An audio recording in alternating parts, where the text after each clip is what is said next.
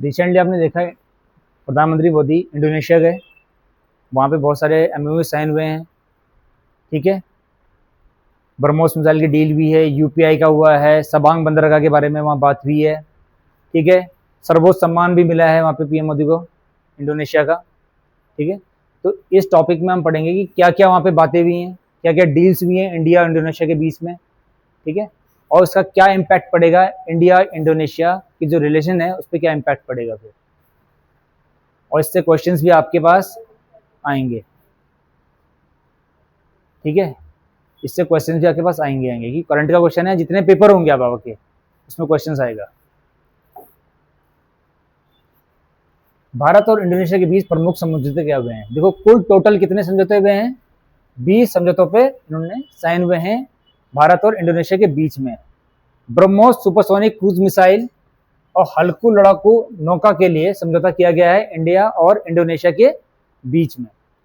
BrahMos missile का जो निर्यात है कितने करोड़ में हुआ है डील? 2500 करोड़ में ये करार हुआ है इंडिया और इंडोनेशिया के बीच में।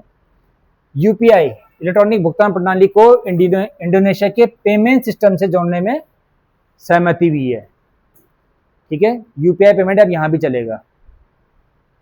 भारत और इंडोनेशिया के बीच रक्षा, समुद्री सुरक्षा और डिजिटल सहयोग को और मजबूत करने पर सहमति बनी है।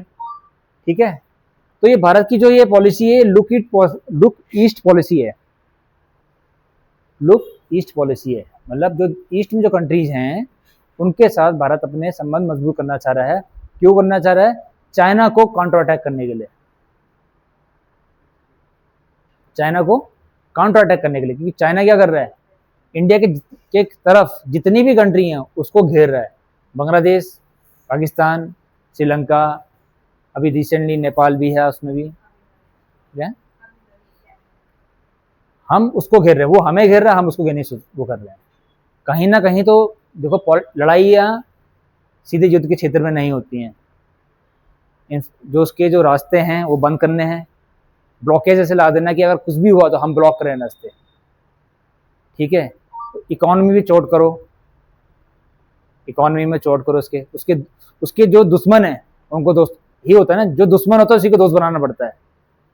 हमारे दुश्मन कौन कौन है बगल पे? अगर देखा जाए, दुश्मन तो नहीं, अगर देखा जाए तो हमें खतरा कहाँ से ज्यादा होता है इंडिया को? पाकिस्तान या बांग्लादेश से ज्यादातर हम पे खतरा इसलिए होता है। बांग्लादेश से वैसा खतरा नहीं, लेकिन तभी मिलिटेंट्स से खतरे हैं। म्यांमार से मिलिटेंट्स घुस जाते हैं, लेकिन होते नहीं होते यहाँ से। तो जो दुश्मन है उसको दोस्त बनाना ही पड़ेगा आपको, दूसरे को काउंटर अटैक करने के लिए। तो सेम यहाँ पे इंडिया की लुक ईस्ट पॉलिसी है पूरी अपनी। ठीक है, भारत की मेक इन इंडिया पहल को इस समझौते में बड़ी सफलता मिली है। मेक इन इंडिया, जो भी सामान इंडिया में बनेगा हम उसको कहाँ भेजेंगे? अब इंडोनेशिया के मार्केट में उतार सकते हैं। ठीक है, जैसे टैरिफ्स होते हैं वो कम किए जाएंगे वहाँ पे उसके, ये जो वहाँ सामान बनेगा वो इंडिया में आएगा तो उसके भी कम रहेंगे यहाँ टैरिफ्स। ठीक है, ब्रह्मोस मिसाइल समझौता, 2500 करोड़ का ये ब्रह्मोस मिसाइल समझौता हुआ है इंडिया इंडोनेशिया के बीच में। और इंडोनेशिया फिलीपींस और वियतनाम के बाद तीसरा देश बना है ईस्ट से। ब्रह्मोस मिसाइल इससे पहले फिलीपींस और वियतनाम के साथ हुई ना डील, अब कौन बन गया है? इंडोनेशिया बन गया है। बहुत टाइम से बात चल रही थी यहाँ पे इंडोनेशिया से, अब वो डील भी हो चुकी है। प्रधानमंत्री नरेंद्र मोदी को इंडोनेशिया का सर्वोच्च सम्मान बितांग रिपब्लिक इंडोनेशिया आदिपुरम, ये याद रखना फिर से, बितांग रिपब्लिक इंडोनेशिया आदिपुरम प्रदान किया गया है। वैसे आपको यहाँ पता लग जाएगा जब ये लिखा रहेगा, अगर वहां इंडोनेशिया लिखा रहेगा तब। ठीक है ना, तो कहां से मिला है? इंडोनेशिया का सर्वोच्च सम्मान मिला है। ठीक है, इसके साथ ही प्रधानमंत्री 35 देशों के सर्वोच्च नागरिक सम्मान प्राप्त करने वाले विश्व के प्रमुख नेताओं में शामिल हो गए हैं। ठीक है, कितने देशों में हो गए हैं? 35। तो डील्स क्या क्या हुई है यहाँ पे? UPI payment, make in India, क्या ब्रह्मोस मिसाइल का हुआ है, कितने में हुआ है? 2500 करोड़ में हुआ है। ठीक है, लुक ईस्ट कंट्री में से कौन कौन से? फिलीपींस और वियतनाम के बाद इंडोनेशिया तीसरा देश बना है। ठीक है, तो ये आपको सब। अब ब्रह्मोस सुपर, ये भी है एक हल्की लड़ाकू नौका, ये भी इंडोनेशिया को हम देंगे। अब इस मैप को देखते हैं हम। सबांग, एक सबांग पोर्ट है इस पोर्ट में के साथ डील हुआ है इंडिया और इंडोनेशिया का। ये इंडोनेशिया है ना पूरा, ये सारा इंडोनेशिया आता है यहाँ से लेके इधर तक, ठीक है। तो सबांग जो पोर्ट है, ये देख रहे हो आप, ये हिस्सा, ये क्या है, अंडमान और निकोबार। सबांग पोर्ट और निकोबार की इसके बीच में दूरी कुछ नहीं है, 100 माइल की दूरी होगी, ज़्यादा दूर नहीं है, ठीक है। तो इस पोर्ट के लिए गवर्नमेंट ने, इंडियन गवर्नमेंट ने यहाँ पे इंफ्रास्ट्रक्चर कौन खड़ा करेगा, इंडियन गवर्नमेंट। तो ये पोर्ट उन्होंने अपने पास रख लिया। अब इस पोर्ट को ऐसे नहीं कि बना के रख दिया तो हम कुछ नहीं, हमें यहाँ कम, इसका कारण बहुत वो है, ये क्या है, ये है पड़ता है मलक्का जलनमरू, स्टेट ऑफ मलक्का पड़ता है यहाँ पे, पता है ना आपको, ये स्टेट ऑफ मलक्का पड़ता है। यहीं से क्या होता है, अराउंड 60 to 80% यहाँ से व्यापार जाता है, क्योंकि यहाँ से ये क्या है, ये जो पोर्ट, ये जो स्टेट है, ये इंडियन ओशियन और पैसिफिक ओशियन को जोड़ता है, इंडियन ओशियन और पैसिफिक ओशियन को जोड़ता है। और चाइना हो, मेनली चाइना को हम टारगेट कर रहे हैं यहाँ पे। चाइना का मोस्टली जो तेल का काम है, जो तेल जाता है यहीं से निकलता है, ये पोर्ट, जो ऑयल टैंकर्स जाते हैं वो सब यहीं से जाते हैं, चौक पॉइंट है ये। तो इंडिया ने इसीलिए सबांग पोर्ट पे काम किया है, इसको काम सब, उस पोर्ट को अपने पास रख लिया। आप अपने पास मतलब है तो इंडोनेशिया का, इंफ्रास्ट्रक्चर इंडिया खड़ा करेगा वहाँ पे। सबांग इंडोनेशिया में पड़ता है, हाँ, रख लेगा मतलब ये नहीं होता कि अपने पास रख के रख दिया हम करते हैं। एक्वायर नहीं है, एक्वायर नहीं होता, एक्वायर कभी कोई कंट्री नहीं देती है इसमें, एक्वायर नहीं, वो लीज पे काम होगा, वहाँ पे काम चलेगा पूरा, ठीक है, डेवलपमेंट होगा पूरा वहाँ पे, लेकिन उसके बाद कुछ और भी रहेंगे यहाँ पे इंडिया के।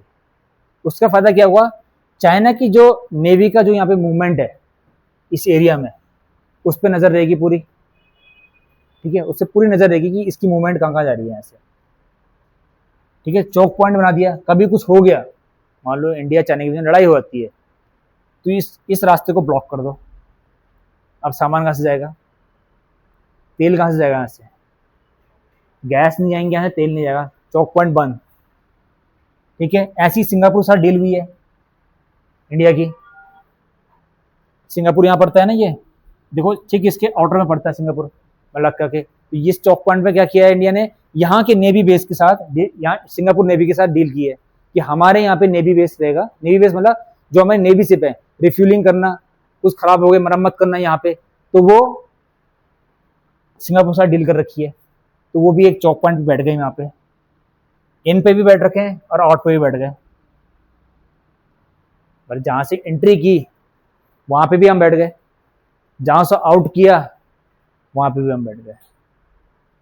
सेम चाइना ने क्या किया है, आप देखते हो ग्वादर पोर्ट, वो ग्वादर ही पड़ता है पाकिस्तान में, जिसको बना रहा है चाइना वहां पे बलोचिस्तान के उस पे, वो इसलिए कर रहा है कि अगर इंडिया ने ये ब्लॉक किया तो हमारा रास्ता बंद हो जाएगा पूरा। आप ये सारे जियो पॉलिटिकल उसमें भी हैं, आपका ज्योग्राफी का क्वेश्चन भी है, ठीक है, ज्योग्राफी भी है क्योंकि इसी में आपकी। तो पाकिस्तान में जो डेवलपमेंट चल रही है, सीपीसी की चल रही है वहाँ पे, कराची पोर्ट जो बलूचिस्तान में जो पोर्ट पड़ता है, वहाँ से डायरेक्ट कहाँ कनेक्ट कर रखा है उसने आपको, चाइना में ऊपर, जो पीओके के होके क्रॉस होता है, पाकिस्तान ऑक्युपाइड कश्मीर को क्रॉस करके चाइना निकलता है रास्ता पूरा। तो वो इसीलिए किया पहले कि अगर हम यहाँ ब्लॉक हुए तो हमारा रास्ता वो खुला रहेगा, क्योंकि हम उसको ब्लॉक नहीं करते ना, पाकिस्तान के अंदर ही अंदर है। सेम इंडिया ने जब ईरान के साथ डील की थी चाबहार पोर्ट के लिए, हाँ, तो इसलिए की ना कि ये अगर ये बंद हुआ, जो यही स्ट्रेटेजी होती है, लड़ाई से कुछ नहीं होता है। स्ट्रेटेजी ये होती है कि अगर आपने किसी की इकोनॉमी को रोक दिया, अभी देखो गैस के दाम बढ़े, तेल के दाम बढ़े, हर चीज महंगी हुई, इकोनॉमी में चोट किसको पहुंची, पूरे वर्ल्ड में पहुंची, हमें ही पहुंची ना उसमें। तो वही चीज होती है, फिर अंदर ही अंदर लोग क्या होते हैं, खिलाफत जो आते हैं उसके, जो वहाँ सत्ता पर बैठा होता है। सेम चीज यहाँ पे है। तो ये एक पॉलिसी है, ठीक है। तो गवर्नमेंट ने यहाँ डील की है सबांग में कि सबांग का पोर्ट हम बनाएंगे।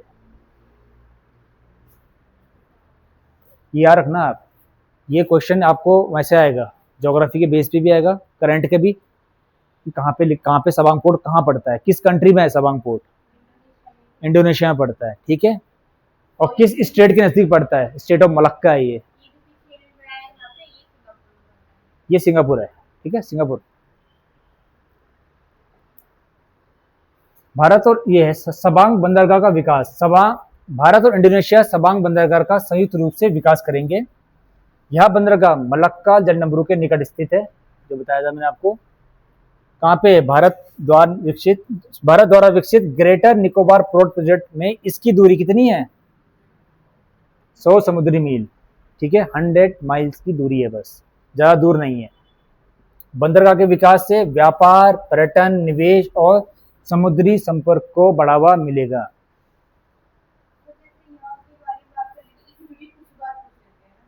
हाँ, मलक्का जलनम्बरू कहाँ में पड़ता है? सब इसलिए ये बता रहा हूँ मैं आपको मैप के थ्रू, कि मैप के थ्रू आपको याद रहेगा। पढ़ा के मैप देख लिया तो मैप को याद तो रहेगा कहाँ पे क्या पड़ा है, ठीक है। ये है, अब स्टेट ऑफ मलक्का है, ठीक है, ये है पूरा स्टेट ऑफ मलक्का, और यही चौक पॉइंट बनता है यहाँ पे। अभी जैसे वो इधर से भी रास्ता बना रहा है अलग से चाइना, बर्मा होते हुए अपने आप जाने के लिए अंदर। बर्मा से भी रास्ता वही है ना, कि चौक पॉइंट उसको ही पता है कि कहाँ से मैं ब्लॉक हो सकता हूँ। पाकिस्तान से तो कर ही रहा है, यहाँ से ही रास्ता बन रखा ना, ऐसे ये है वो रास्ता जाने के लिए चाइना, ये रास्ता ऐसे ही बन रहा है इसका। अभी इनकी डील हुई है बांग्लादेश के साथ एक पोर्ट पे, जो इंडिया के पास आना चाहता पोर्ट, वो बांग्लादेश ने चाइना खींच के ले गया। उसकी दूरी सिर्फ कोलकाता से 88 किलोमीटर दूर है, बस।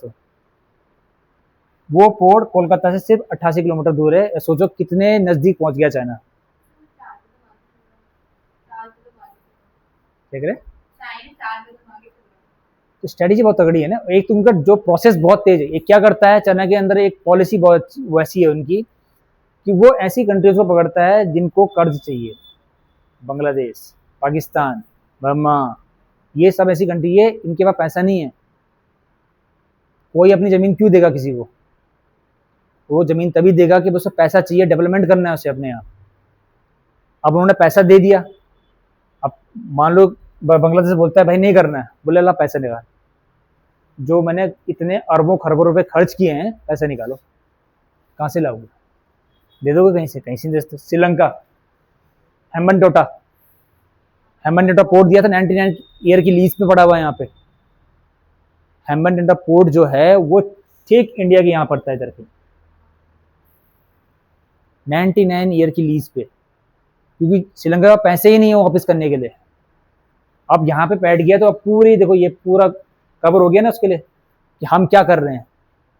हमारी जितनी भी मिसाइल्स जो वो होती है, यहीं पे तो होती है चांदीपुर रेंज में, आंध्र प्रदेश में होती है ना, उड़ीसा के उसमें भुवनेश्वर में, आंध्र प्रदेश उड़ीसा के बीच में पड़ता है ना, तो सारा उसको पता लगता है। तो ये टैक्टिक्स हैं सारी। मलक्का जलनम्बरू का सामरिक महत्व क्या है? देखो ये जलनम्बरू क्या है, हिंद महासागर को दक्षिण चीन सागर से जोड़ता है, जो पैसिफिक ओशन की तरफ पड़ता है, दक्षिण चीन सागर, ठीक है ना। विश्व का 60% से अधिक समुद्री व्यापार इसी से होकर गुजरता है, 60 to 80 के बीच में, इसी रास्ते से गुजरेगा मलक्का से। यह भारत की ऊर्जा सुरक्षा और व्यापारिक हितों के लिए अत्यंत महत्वपूर्ण है। मलक्का जो पास है इंडिया के लिए बहुत जरूरी है ये पास। क्यों? एक तो समुद्री निगरानी मजबूत होगी यहाँ से क्षेत्र में, ठीक है। चीनी नौसैनिक गतिविधियों में जुड़ी चिंताओं का संतुलन होगा।